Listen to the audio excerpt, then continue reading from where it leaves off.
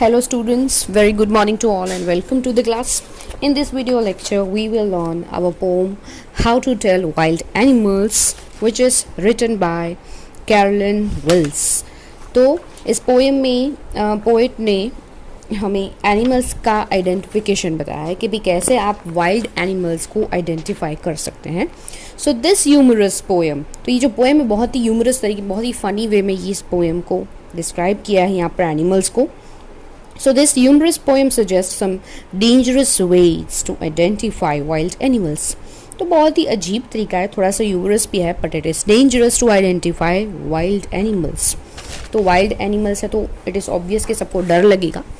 तो देखते हैं पोएट ने कैसे यहाँ पर उनको आइडेंटिफाई किया है. So let's start from the first stanza. If ever you should go by chance to jungles in the east, and if there should to you advance a large and tawny beast, if he roars at you as you are dying, you will know it is the Asian lion. तो सबसे पहले stanza में यहाँ पर Asian lion की बात की है कि अगर आप ईस्ट की तरफ, अर्थ का जो ईस्ट का पार्ट है, तो ईस्ट के जो भी जंगल्स है वहाँ पर आप जाते हो, and if you should go by chance, मतलब बाई चांस अगर आप ईस्ट के जंगल में जाते हो, एंड क्या होता है वहाँ पर, you should to you advance a large and a tawny beast, एक बहुत बड़ा, लार्ज यानी कि बहुत बड़ा, एंड टोनी बीस्ट, बीस्ट यानी कि जो एनिमल है, और टोनी मतलब येलोइश, थोड़ा सा ऑरेंज और ब्राउनिश कलर मिक्स होता है, यानी कि यहाँ पर जो लायन का स्किन कलर है वो है दैट इज टोनी. तो अगर ऐसे कलर का कोई एनिमल आपको दिख जाता है, if he roars at you, और जोरों से जो दहाड़ता है, और उस दहाड़ की वजह से आपको ऐसा लगे कि आप जैसे मर ही जाएंगे, तो इट इज़, वो कौन सा एनिमल है, एशियन लायन. तो यहाँ पर बड़ा ही अजीब और थोड़ा सा ह्यूमरस तरीका दिखाया है एशियन लायन को आइडेंटिफाई करने का.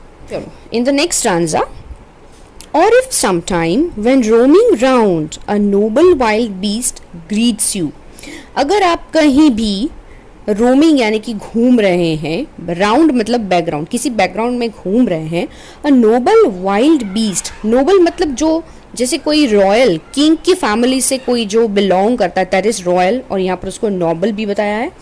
सो a noble wild beast greets you, जैसे वो आपका स्वागत कर रहा है, with black stripes on a yellow ground, यानी कि उस एनिमल का जो स्किन का कलर है दैट इज येलोइश कलर, और उसकी पूरी बॉडी पर ब्लैक कलर की स्ट्रिप्स भी बनी हुई है. Just notice if he eats you, और अगर वो आपको खाने के लिए रेडी है या फिर आपको खा जाता है. This simple rule may help you learn, और ये बहुत ही सिंपल रूल है आपको ये समझाने के लिए, आपको आइडेंटिफाई करने के लिए कि वो बीस्ट कौन सा है, that is the Bengal tiger to discern. Discern का मतलब है आइडेंटिफाई, तो आइडेंटिफाई करने के लिए बहुत ही इजी रूल है कि अगर आपको वो खाने के लिए रेडी हो जाता है तो that is a Bengal tiger.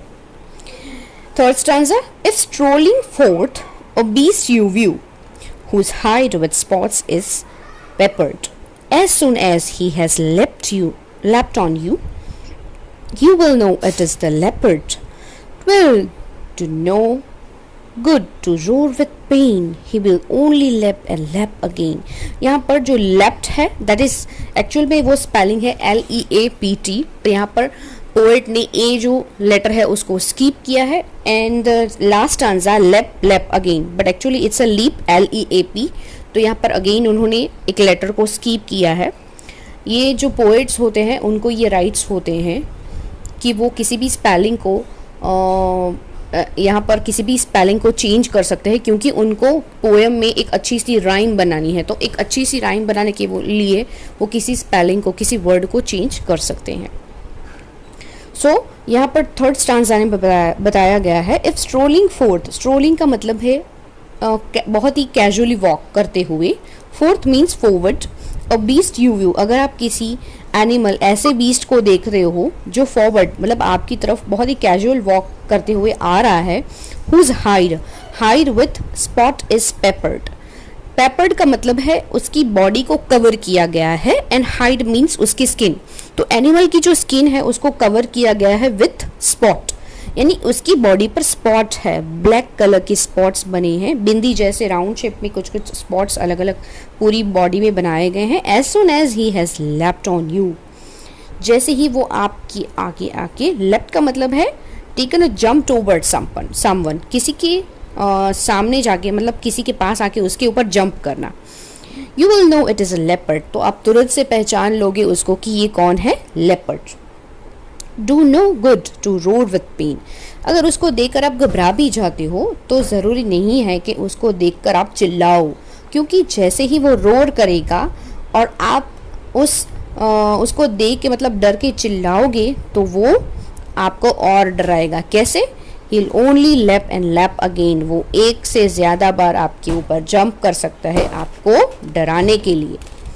So let's see the next stanza. If when you are walking around your yard, you meet a creature there who hugs you very very hard, be sure it is a bear. If you have any doubts, I guess he will give you just one more caress. Caress का मतलब है a loving touch या फिर gentle touch।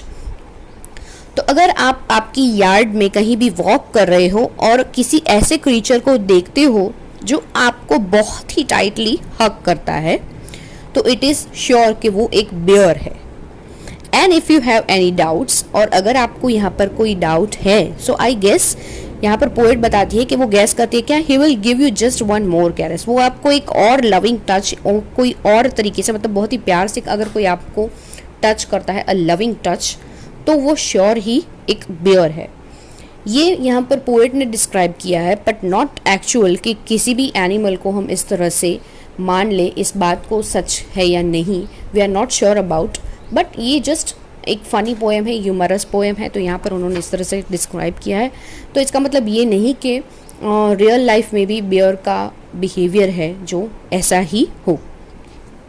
दो to distinguish beast of prey, a novice might nonplus, the crocodile you always may tell from the hyena thus. Hyenas come with merry smiles, but if they weep, they are crocodiles.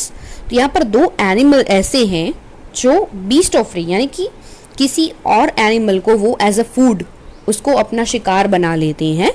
तो अगर आपके लिए ये identify करना मुश्किल हो जाता है, किसके लिए, नोविस, नोविस का मतलब है ऐसा इंसान जिसके लिए नई जॉब है, मतलब जिसके लिए नया काम है एनिमल को आइडेंटिफाई करना। माइट नॉन प्लस मतलब जिसको कन्फ्यूज़न हो जाए क्योंकि वो इस काम के लिए नया है, ये उसके लिए नई जॉब है, तो उसके लिए कन्फ्यूजन हो सकता है कि भाई कौन सा ये जो बीस्ट ऑफ प्रे है, मतलब जैसे कि यहाँ पर इस स्टांजा में हैना और क्रोकोडाइल की बात की है, तो कोई एक ऐसा एनिमल है जो दूसरे किसी एनिमल को अपना शिकार बना लेता है, तो उस एनिमल को हम बीस्ट ऑफ प्रे बोलेंगे।